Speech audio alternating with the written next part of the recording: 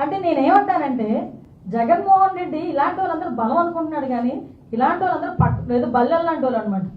Last 151 సీట్లు ప్రజలందరూ ఇస్తే మీరు ఇలాంటి పనులు చేసే 11 దిగారు. ఈరోజు మళ్ళా నోటికి అద్దు అదుపు లేకుండా ఇలాగే మాట్లాడితే ఆ 11కి కూడా కన్నం పడే కనిపించే పరిస్థితి మనందరికీ కూడా కనిపిస్తుంది. అది జగన్మోహన్ రెడ్డికి అర్థం కావట్లా. ఒకటి మేము చెప్తున్నామండి, ఈరోజు శాంతి భద్రతల విషయంలోనే కానీ, ముఖ్యంగా ఎక్కడా కూడా ఫ్యాక్షన్ రాజకీయాలు లేకుండా చూడటంలో కానీ, ప్రజలకు ఎవరికి ఇబ్బంది లేకుండా చూడటంలో కానీ మేమందరం కూడా చిత్తశుద్ధితో పనిచేస్తాం. ముఖ్యంగా పోలీస్ డిపార్ట్మెంట్ గురించి మాట్లాడేటప్పుడు ఒక్కసారి మనస్సాక్షితో ఆలోచించుకోవాలి. వాళ్ళ ఇంట్లో ఆడబిడ్డల్ని, వాళ్ళ ఇంట్లోని ఉన్న మహిళల్ని ఇంట్లో పెట్టి బయటకు వచ్చి అదే మహిళల ప్రొటెక్షన్ గురించి, అదే మహిళల ఆడబిడ్డల ప్రొటెక్షన్ గురించి వాళ్ళు 24 గంటలు కష్టపడతారు.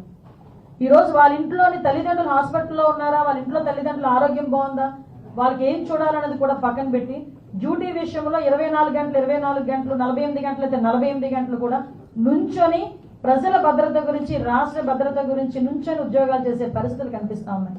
అలాంటి వాళ్ళని గురించి మాట్లాడేటప్పుడు కొంచెం మనం సెన్స్ తో మాట్లాడితే ప్రజలు యాక్సెప్ట్ చేస్తారు.